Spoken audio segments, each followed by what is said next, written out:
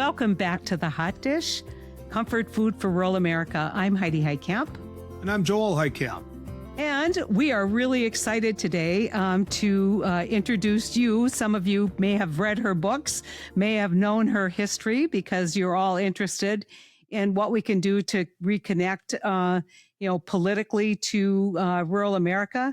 Beth Macy has been an absolute tireless champion for recording the lives and the challenges of rural America and holding a lot of people accountable for their failures to meet the needs of rural America. So I want to thank you. I'm really excited because she's currently a Democratic candidate for the U.S. House of Representatives in Virginia's 6th District. So Beth, I want to welcome you to The Hot Dish. Thanks. It's great to be here, Heidi. Well, tell us a little bit about your background as a journalist and the kinds of books that you've written, because I'm sure that a lot of our audience has actually read a lot of your books. I was a longtime newspaper reporter here in Roanoke, Virginia, in Appalachia. And it's in a city of about 250,000. And I always wrote about outsiders and underdogs because I was one. I grew up poor. I was the first in my family to go to college. And going to college literally saved my life. It got me out of poverty. It got me out of generations of addiction. And there are days where being me today still feels like a miracle. And I really credit my education experience with that. And as a young reporter, I realized that the stories I wrote best were always the ones about outsiders and underdogs. At the age of 50, I found a newspaper story that was important enough, I felt, to become a book. And so that's when I wrote about the aftermath of NAFTA and globalization on the rural communities in Virginia. And I told the story Factory Man through a third-generation furniture maker named John Bassett, who had basically petitioned the government to investigate China for dumping product in our market with the express purpose of putting factories out of work. And of course, the greedy CEOs saw a little bit of profit margin and they went for it. And we now have, 5 million factory jobs have gone away. And I think that's a huge part of our political divide today. I followed that up with my book, Dopesick, which was about the opioid crisis, which attempted and in many ways did hold Purdue Pharma to account. The places that Purdue hurt the worst were disproportionately rural America, the same places where the jobs had gone away. So it was a 1-2 punch. And then my most recent book, Paper Girl, a memoir of home and family in a fractured America, is really about how we failed to regulate big tech so that we are now in these two disparate media silos and where fact-checked news is no longer, the story of the day. Beth, I know we're going to get to the future. I know that. I guess what I'm curious about in the very beginning, and obviously what brought a lot of passion from you, was the story of the individual. What happened in the beginning? When it came to NAFTA, the small businessman, the worker, has that been completely forgotten if it wasn't for books like yours? And does the nation even care? The nation should care. These people have been forgotten. I challenge any politician, rural, Democrat, Republican alike, to travel through a place like Bassett, Virginia, and explain exactly why it looks the way it does, which is decimated, right? And my agent at the time, and Factory Man really was the first book to say, look, not only did all these factories close, but actually 1/2 of the jobs went away.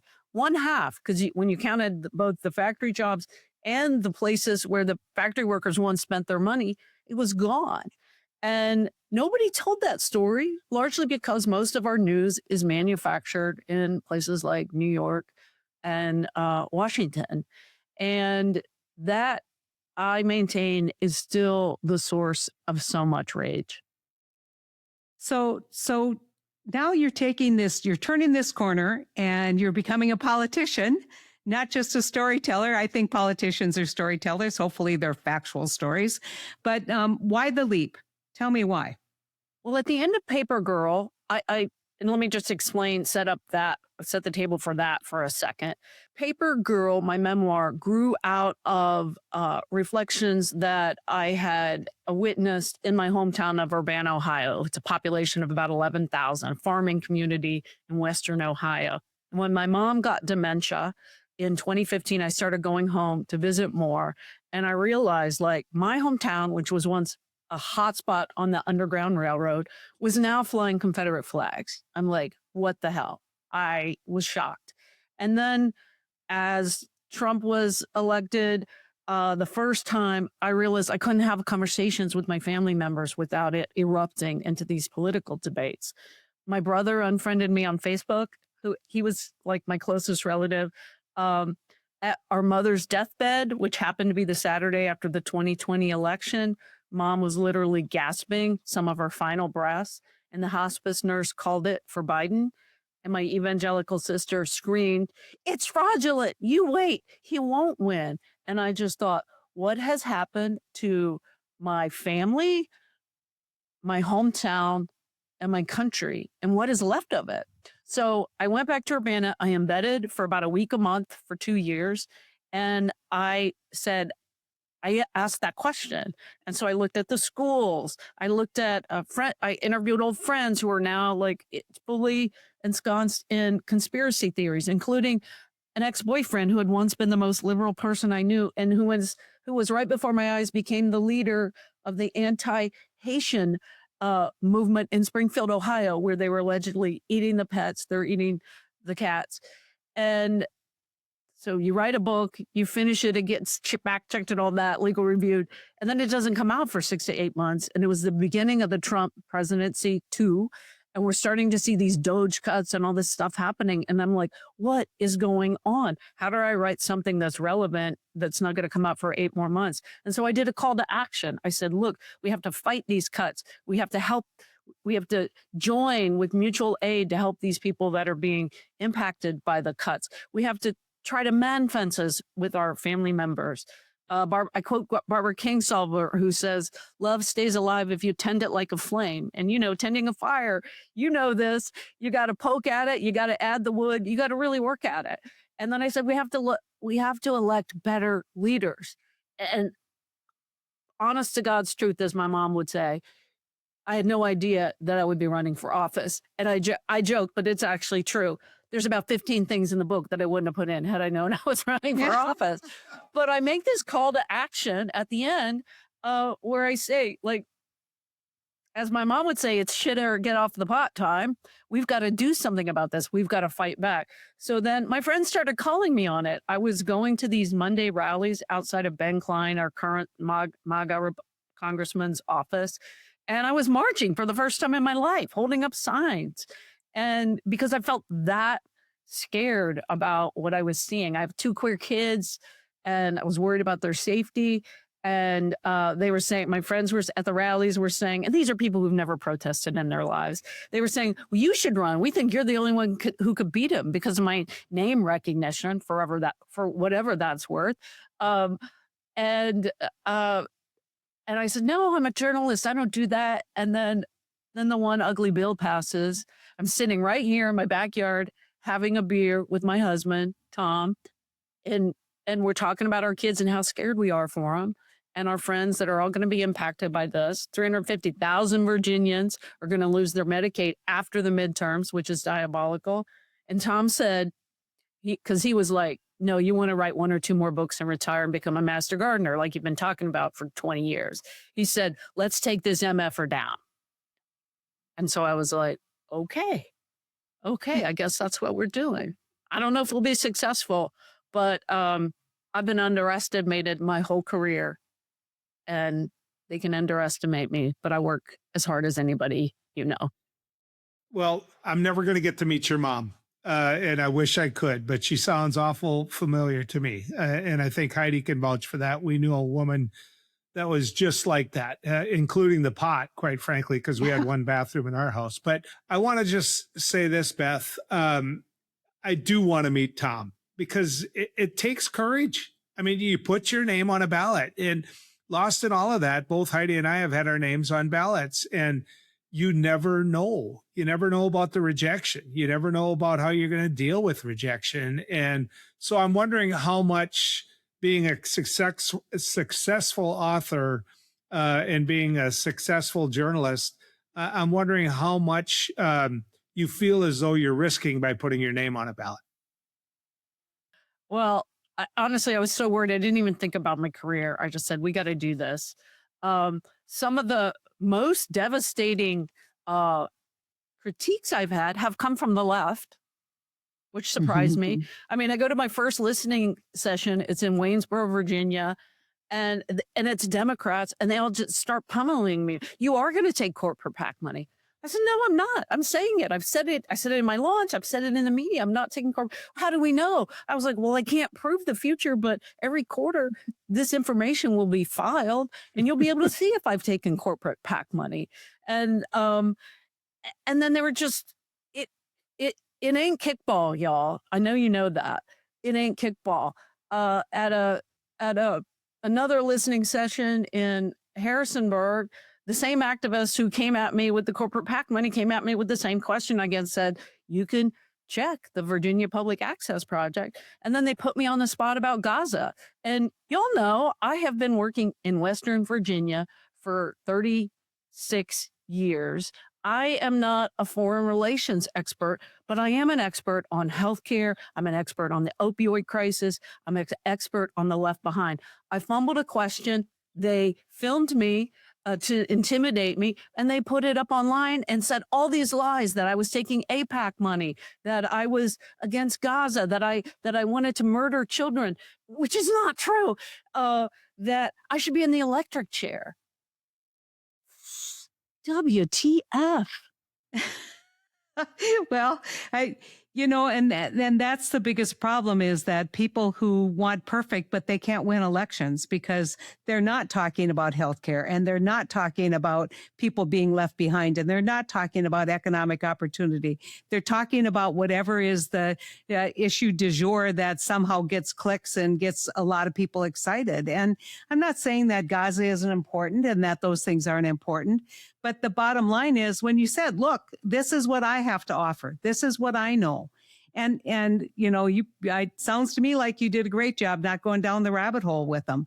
And the other thing that I always try and remind first-time candidates is, guess what?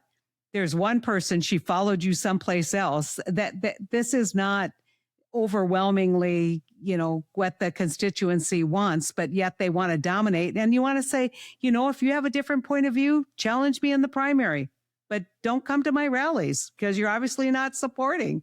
Yeah, write that down. Just, get your name on the ballot. Love it. Thank you, Heidi. Get your name on the ballot. You try it.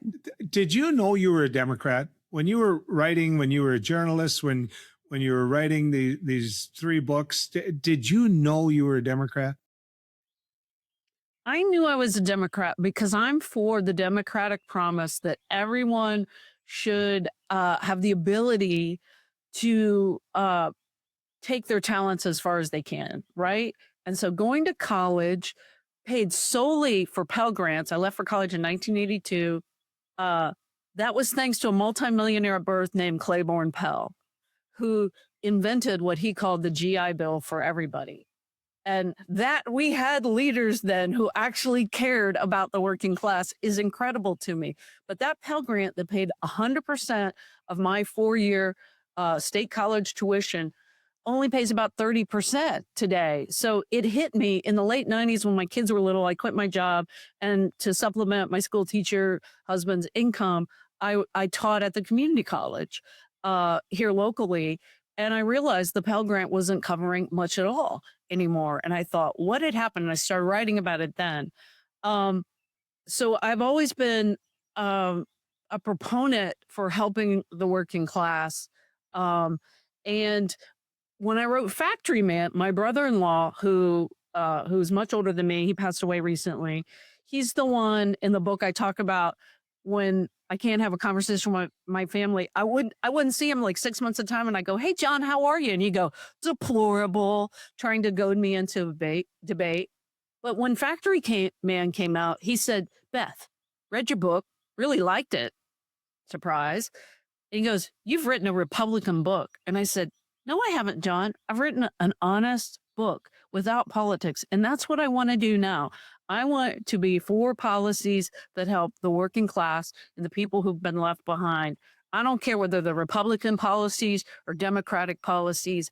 I want them to help us afford the price of gas, to afford health care. I just did a Substack. I've been reporting my own campaign on my Substack, which I need a better title. It's called Beth Macy Substack. But I reported on all the families that are being hurt by the end of the ACA subsidies. We're talking gig economy workers, small business owners, their insurance quadrupling. Many of them didn't even know they were getting the subsidy. And now they're going without insurance. I interviewed a couple who in December, the wife said, don't put our Christmas lights on the roof, because come January, when it's time to take them down, we're not going to have health insurance. And sure enough, they don't have health insurance anymore. I'm running for veterans. My dad was a World War II veteran. CD6 has a disproportionate percentage of veterans, as all rural areas do, because they don't have as many opportunities available to them. Ben Klein voted 3 times last year alone to cut VA benefits and disability benefits. And, a lot of veterans just vote straight Republican tickets. And that's why I'm doing all this outreach work, trying to reach out, trying to really understand what's happening at the VA, which they admit right there in Project 2025, they want to privatize. Well, and Beth, it's so interesting to me that when you said your brother-in-law said you wrote a Republican book, that's not how we see it. I mean, we think, oh, well, but somehow along the way, we stop communicating, we stop talking about it. And then someone comes and says, I see you, I feel your pain, I'm going to fix it. And we know it's bait and switch, right? We see it with farmers. We see it with small manufacturers in rural communities. We certainly see it in healthcare. It's all bait and switch. But yet because we haven't laid the groundwork, in terms of who shares your values in terms of what government should be doing, you just have a big uphill to climb against that kind of knee-jerk response that these people are going to be better for me. Exactly. And I tease apart why that is so. Reagan axes the fairness doctrine, which paves the way, this is in the 80s, which paves the way for the likes of Fox News and Rush Limbaugh, which, by the way, my brother-in-law listened to every day, all day. And then in 1997, under Clinton, I mean, again, it's both sides doing things to harm people. Under Clinton, we don't regulate the internet in the Communications Decency Act, which makes it possible now for people like Mark Zuckerberg, Jeff Bezos, Musk, to have these platforms where lies spread 6 times faster than the truth. And I saw that. You probably saw that. I mean, as a longtime newspaper reporter, when I came to work at the Roanoke Times in 1989, we had 65 reporters. Guess how many we have now? 5. 4. Yeah. 4. So we don't even know what it is we don't know. We have a couple of online startups. They're doing good. But even if you read all 3 of them, you get about a third of what you once got from the Roanoke Times, which was a scrappy Pulitzer finalist winning paper multiple years that punched above its weight and really held power to account. And you just don't see that. And one of the studies that floored me, I think I added it to the book at the 11th hour, was data showing that Trump won 90% of the counties that don't have a source of fact-check news. And that tells the tale right there. Mm-hmm. So, Beth, what's it take to get them back? I mean, we'll get into the 6th district in just a second, but your brother's not talking to you. Your brother-in-law. I mean, I go through the same thing. Heidi goes through the same thing. We go through it just sitting at an airport where we've got Fox News jammed down our throat. I mean, what does it take to make sure that you and your brother go back to where you were years ago? Yeah. So my brother, the one who unfriended me on Facebook, he's not the deplorable one. He's the one who unfriended me because of, quote, all the liberal shit you post. And I'm really careful. I post fact-checked articles, mostly from the Post or the New York Times, some of which I wrote myself. You know, he unfriends me on Facebook. He misses the invitation to our youngest kids' high school play in which they played Nathan Detroit and Guys and Dolls, the lead. They miss it. And I said, what happened? And he says, you know, because of all the liberal shit he posts. So we didn't talk for a year or two. And then we started to patch it back up, but only because I did all this research on how you do this. I interviewed, you know, the Braver Angels folks, the folks at IOP that had that great conference a couple years ago. I interviewed sociologists, scholars, Rural Urban Bridge Initiative folks, and they all said to patch things up with your family, don't talk about politics. Go, do things that remind you of the best of your family. And you know, there's some sad stuff from my family, and it also ain't kickball in my family. But I thought with my brother, what is something that brought us together, and with my all my siblings, and it was like love of our mom. She was so funny, so feisty. Love of food. She was such a good country cook. I mean, my God, we ate government cheese growing up. My mom could make a grilled cheese sandwich out of government cheese with white bread, a slab of that Velveeta-ish cheese, a smear of mayo, some minced onion, and it's like something you would get out of a gourmet restaurant, right? So we would talk about things like that. And the experts said when politics came up, don't do it. Don't go there. So my husband and I, a couple years ago, bought a little cabin on a creek up in the mountains called Craig's Creek. And it came with a bunch of stuff we didn't want, but it came with a bunch of fishing rods. And so we kept those. And I didn't remember how to fish because I hadn't done it since I was 15. I didn't know how to set up the rods and all that. So I invited my brother and his wife to come. And in full transparency, my brother can fix anything. And also there's a lot of shit we needed to fix in the house. So he comes up, we're having a great time. And we're fishing. He set up my pole. He brought me a tackle box, which used to belong to our dad, which made me really excited. And we're catching the hell out of some fish. And I'm sitting there on the edge, and I'm putting the worm on the hook. And he brings up, I didn't bring it up because we're having a great time. He goes, it was before the Republican primary. He goes, I'm thinking of voting for RFK. And I said, uh-huh. And I'm feeding the worm under the hook, and I'm thinking about the RFK worm, right? And then I say, this is a double pun. I'm not going to take the bait. And I didn't say anything. I just said, uh-huh. And he went on, and then we went on to something else. And then that night we're having beer, which is another Macy family love. We're having beer on the porch. And he says, well, tell me about Sasha. That's my youngest kid who had recently come out as non-binary. And Tim lives in Bellefontaine, Ohio, out in the country. He's never met a non-binary person, but he's been following Sasha along on Facebook, which we're now friends again. And Sasha's in a band called Palmyra. And their music is always posted. They're doing really well. The music's great. And Tim likes it. And he says, well, tell me about him. Does he still date girls?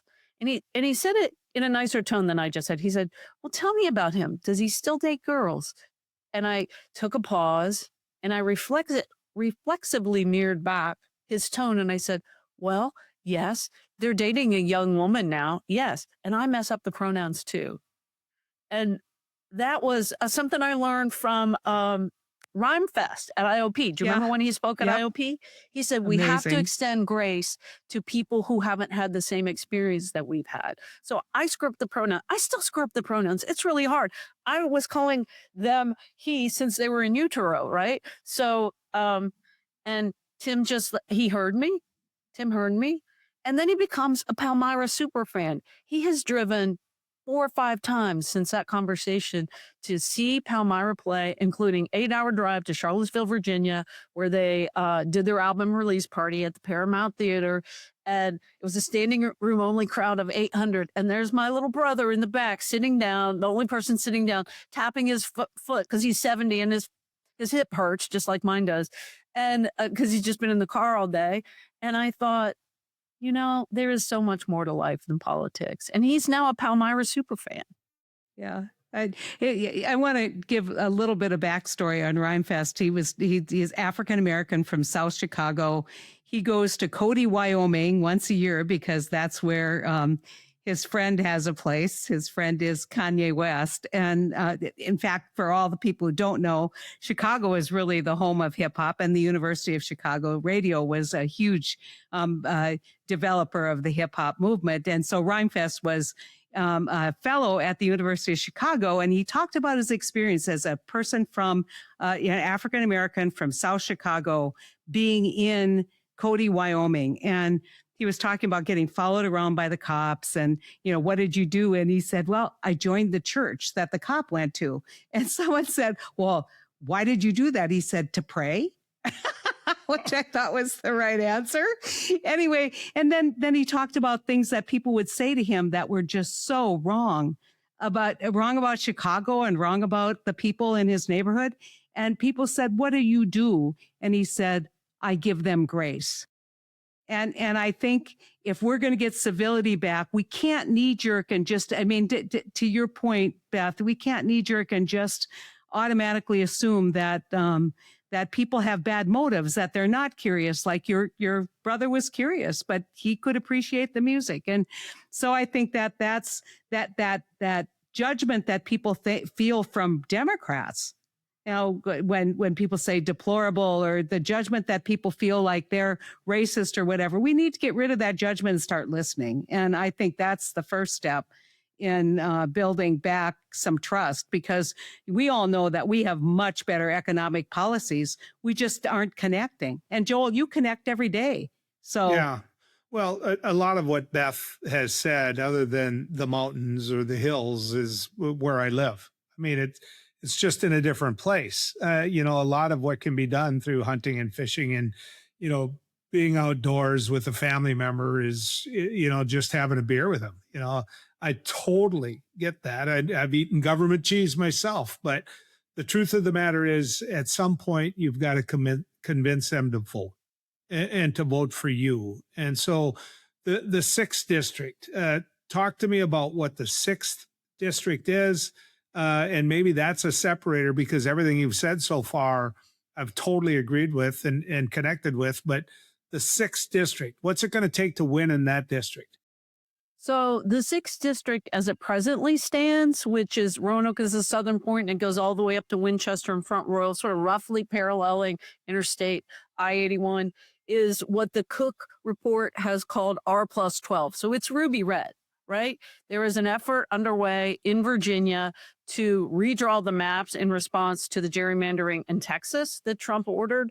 So if that happens, and the voters will go to the polls on April 21st to vote on whether or not they accept the new maps in a referendum vote, and then if the courts approve it, so there's actually several steps that have to happen.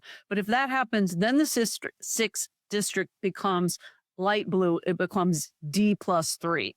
So an easier shot. But then I'll have, as a primary opponent, a former congressman from Charlottesville, Virginia, named Tom Perriello, a nice man, but he hasn't been in Virginia in 13 years. And, we have totally different backgrounds.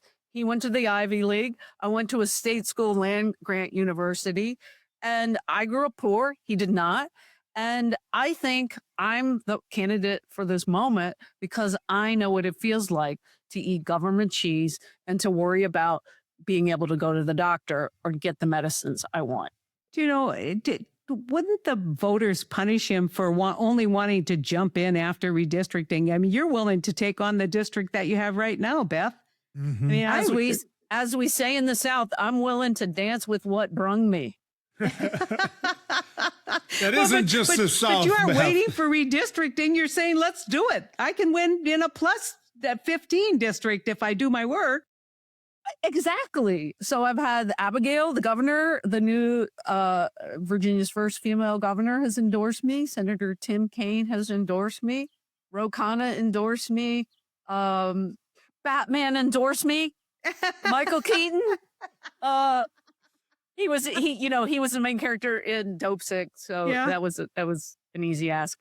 But I'm starting after Christmas. A friend of mine said, I'm not going to name names, but he said, there is a family here that I'm friends with. They've never voted for a Democrat in their life. They want to talk to you. So I went over and met with them. We had a glass of beer. And that a few days later, he showed up and delivered a check to me to my house. And so I do think I have a message that resonates. Now, he's not working class. He's in the professional class, sold a business, is worth a lot of money, really great guy, but he had never voted for a Democrat in his life. And he's so disgusted. And I said, what was it? What was it that did it for you that finally said, I can't take this anymore? And he said it was Trump's response to Rob Reiner's death. So it's just like this theme of, I mean, that was like the 1007th ridiculous thing that Trump had done this reign, right? So, I mean, whatever it takes to bring people, I don't think we can see the middle. I don't think if we end up in the R+12, I don't think I could win without reaching into the middle. Not just working class, but real conservatives, not these radical MAGAs. I'm not going to go after them because I think they're ungettable. Frankly, I think they've been brainwashed. That was a word my editor wouldn't let me use in the book. But frankly, I think that's what's happened. So there's two things I want to know from you, Beth. I want you to repeat those books. I want you to repeat what everybody's sitting here wondering how they can get their hands on. Plus, a lot of people that are listening and watching you right now want to know how to give you money. And that's the key to all of this. Did my campaign manager tell you to ask me that? No, So no. you could give me money through, I have a website called BethMacyForCongress.com, and the 4 is spelled out, BethMacyForCongress.com. You can donate, you can volunteer. There's also a P.O. box if you want to send a check because Act Blue takes a little cut. And I think that's that on donating. My books, I've written 5 books. 4 were New York Times bestsellers. The first is Factory Man. The second is a racial history set during the Jim Crow South right here in Roanoke. And it's called True Vine. It's my husband's favorite. The third was Dopesick, about how we got to the opioid crisis. The fourth is about solutions. It's called Raising Lazarus. And it's really about harm reduction and how we make it so that more than 1/10 of people with opioid use disorder are able to access treatment. And of course, the last book is called Paper Girl. And you can get them on all the places. I think only True Vine, you can probably get that on a used book, but it's not in print anymore. A used book site. All the others are available at indie bookstores, bookshop.org, Amazon, barnesandnoble.com. Well, we are so grateful. You are delightful. And, I know that if more people meet you, you're going to be in Congress. And let me tell you, you're going to call out everybody on Congress who professes to care about the middle class and then walks away from them, professes to care about the working people. Our country desperately needs your voice in Washington, D.C., Beth. Yes. Thanks, guys. This has been a blast. I wish we were all sitting here around this table having a beer right now. I'm just telling you, when you said that your family, you're going to be drinking beer. Our family, there isn't wine. Nuh-uh. No, we're a beer family too. Yeah.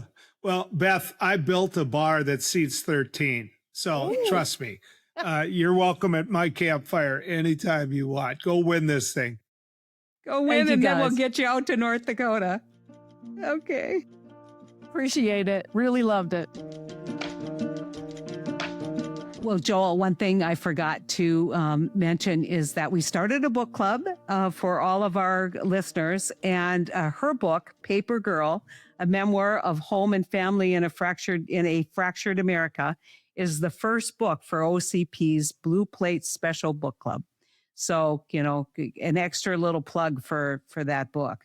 But we have been hearing from our audience, Joel, and we love that. So we've got some great questions. And, we aren't just talking to rural America, we're talking to a lot of other people across the country.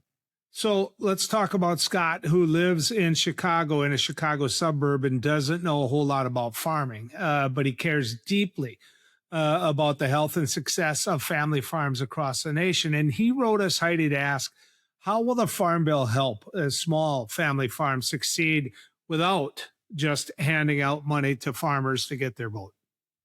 It's such a good question. And, I just saw an article of how many small farms we're losing every week in America, 53, I think, a month.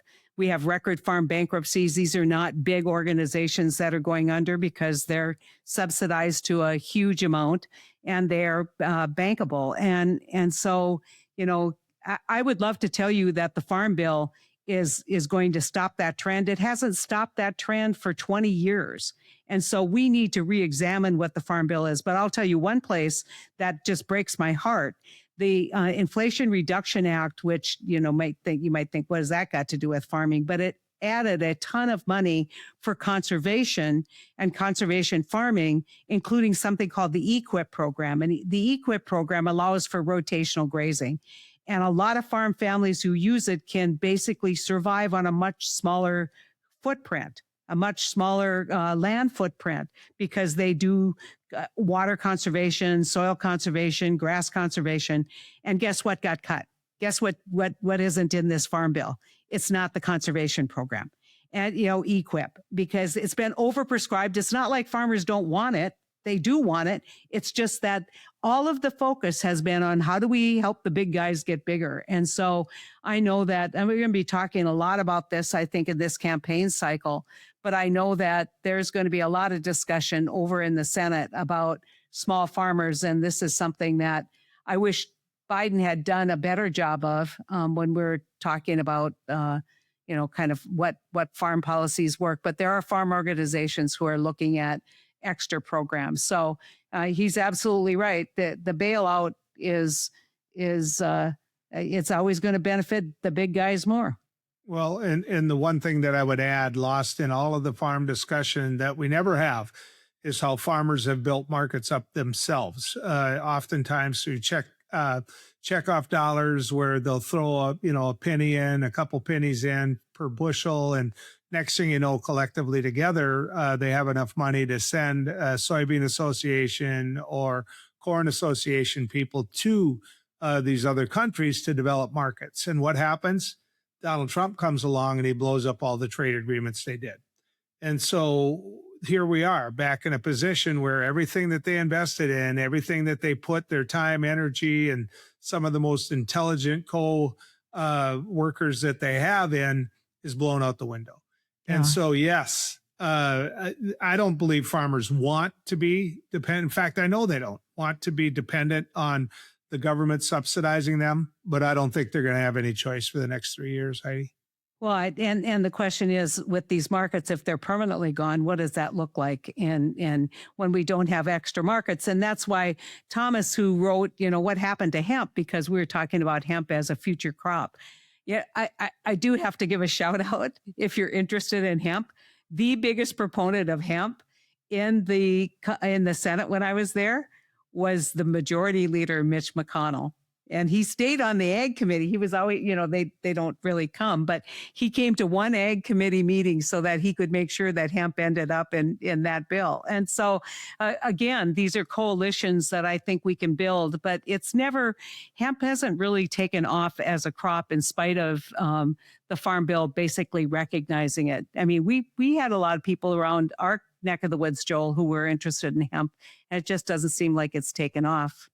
Well, who introduced the bill in the North Dakota legislature to make hemp legal, to make the growing of hemp legal? And then to some degree, I actually had to spar a little bit behind the scenes with the Attorney General in North Dakota then. And she luckily changed her mind and kind of came along with me a little bit. Right? Yeah, that Attorney General would have been me, because we were afraid you're going to hide marijuana. In the middle of that hemp. And it would cross-pollinate, and you couldn't even get high from it. And Lord knows we've changed so much that now marijuana is legal, but hemp isn't being used. Hemp is struggling. Marijuana is legal, but hemp is struggling. Yeah. Anyway, so I was ahead of my time. I was called the doobie senator for a while. I think Thomas is right on, though, raising questions about what other crops and the fiber. The fiber industry, I think we've underutilized it. I keep thinking that, no one likes it, that the big environmental challenge right now, Joel, is microplastics. Well, if we did biodegradable containers and straws and paper plates plates, which, we can grow that and produce it, and it won't hurt the environment. We won't have microplastics in our water and in our food. That, we need to get on it. And, that's why the other thing I would say is cutting research for these kinds of programs in our land grant colleges, which, Doge did, stopping research, and everybody thinks, it's just Harvard got hit. All these research universities got hit. And so But I don't think we can close this out, Joel, without talking about what's happening in our country with the war on Iran. And I know you talk to people, you're on your radio show. What are people saying on your radio show about the war, and what questions do you have about how this is going to play out? Well, oftentimes, and of course, I am in a conservative area, and I am on the most, the largest number of radio stations here in the Upper Midwest. So, I'm not trying to promote. I don't need to promote, quite frankly. But that being said, a lot of the consistent callers that we get in, and by consistent, I mean conservative callers, they've gone quiet. Some of the diehard, hey, I'll call in and defend him even if I find out he is a pedophile. Some of those people are always going to call in, but a number of people who clearly voted for him because he said he could negotiate and we wouldn't find ourselves in another Afghanistan or in another Iraq, they've gone quiet, Heidi. And so he was already struggling with support before this.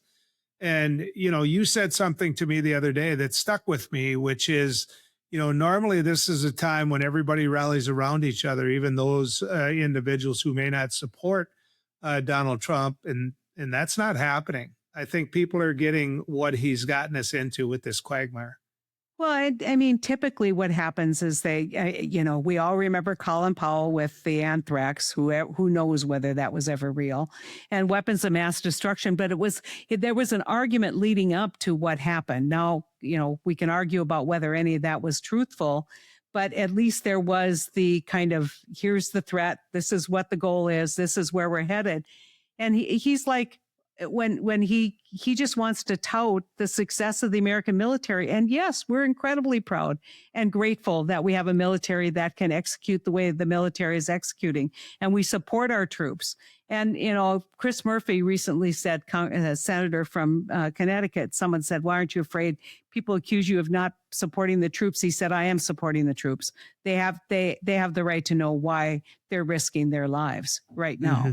And, I think that the concern that I have is there's an utter lack, both at the Defense Department with our secretary and with this president, understanding of the region and how difficult any kind of permanent solution to this is. And, Iran today has threatened to close the strait forever, and that's going to have a huge impact on our ability to see oil prices come down. Yeah. Well, when I was young and stupid, and this about me, I knew what it was like to get in a fight or two. And I always knew what my exit plan on that fight was. Either you won and defined a win and knew it ahead of time, or you got in your pickup and got the hell out of there. And what I fear about this president is he's going to declare victory. There's already signs of that, and leave. And we've got a bunch of people again holding the bag. Those individuals in Iran that just wanted to have a chance for a new government. He didn't give them a way. He didn't give them a path. I mean, he never had a plan for that. He never had a plan for dealing with a holy war. This is a religious war. And if you're Iraq, if you're any of these other places, he caused a fight and he's about to bolt. And it's an old adage I had, never, ever give your car keys to a guy like Donald Trump in a tough bar, because when the fighting starts, they're the first one to run out and say, I'm done. I've won. I won. You know what? That's what he's doing right now. He's leaving with people's car, Heidi, and everybody else is going to be left to fight the fight he started. You think about kind of the region and what this means kind of for the future. And, whether we have, in fact, now ignited a whole opportunity for people to take terrorist attacks on our soil and take it to the American people. I mean, I'm not saying that getting rid of the Ayatollah wasn't an important goal. It's certainly curtailing their enrichment program was absolutely critical. But, I have to say that I don't think he's done either one of those things. And so we are in a real, and the thing is, maybe we don't see the consequences for the next 2 years. Well, he's he's exiting out the door while he's created a complete mess. And that mess is basically spilling over into Iraq. It's spilling over into our traditional allies, whether it's Jordan. But I have a question for you. When did Israel get so powerful in our country? And I don't think that's anti-Semitic at all. I don't think it is one bit. When did Israel become this country that no matter what they do, we're going to be there for them? I mean, Rubio showed his hands. Rubio showed his hand. And here we sit. And believe me, the price that's paid for that is going to be very, very great. And that's the sad part, Heidi. That's the sad part. I understand why for years we supported Israel, and I would support them still. But when the hell did they get so powerful that they can have a huge say in determining when we go to war? Joel, I think that there is this, there's no daylight between Israel's interest and America's interest, and that's a really dangerous path. We have a lot of mutual interests. We have a lot of shared values. We have a lot of shared concerns about the region, but not everything that Israel does is something that we're responsible for and that we agree with. I mean, so it's going to be interesting to see kind of how this plays out for the next couple of weeks. And I think, if he does in fact put boots on the ground, and you seem to think that he's already plotting the exit, right? I don't know if it's going to be that easy. He's got my car keys and he's running out the door saying, I was there. You know what? He hasn't done shit, Heidi. He doesn't have a plan.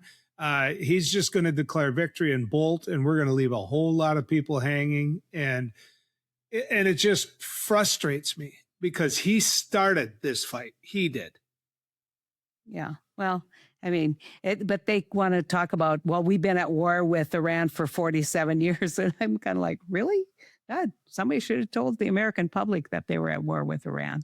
I mean, but they want to spin this in a way that a lot of people in this country aren't buying. And certainly when they pull up to the gas pump, they're wondering why this is why they're paying this price. And I want to say, forget about the gas pump.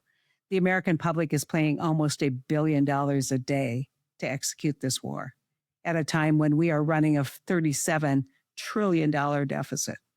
And we're depleting America's resources. And I have to put one final point on this. And our friends, or at least his friends in Russia, are sharing intelligence with Iran on American military. And we haven't done anything to help our friends, real friends, in Ukraine execute that war against Russia and continue to decimate Russia's ability to do harm. This is one of those times, Heidi, when I hate the word "we" being used. I get it. I get why you're saying that. You're speaking about our country. But you know what? Trump hasn't done anything to help Ukraine, and Congress hasn't done anything to help Ukraine. And that is why the congressional, the House is going to flip and the Senate's in play. That's why, because people are getting sick of it. And you know what? He hasn't done a damn thing. Yeah. Well, I mean, if this was a wag the dog, it didn't work, I don't think. Yeah. Agreed. Anyway, Joel, thanks so much for coming on the Hot Dish and co-hosting with me. It's always fun. And we're going to be talking to more candidates across the country, talking more about the Farm Bill, which has come out of the House, or at least it's on the floor. I think it's reported out of committee in a fairly decent bipartisan sense. But let's take that apart a little bit on one of these Hot Dish episodes, and let's talk about kind of how the discussions are going with rural America and whether there's a real opportunity here to win back some support. Thank you so much for joining us on Hot Dish. Keep your cards and letters coming. And remember, it's brought to you by One Country Project.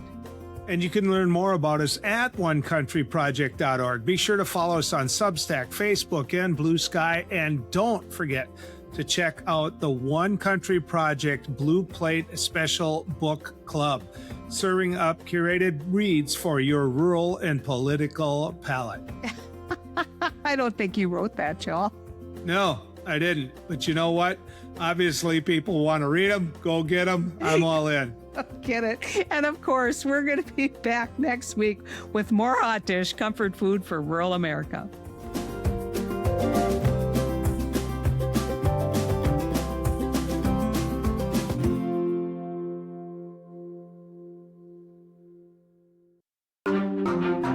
Topica.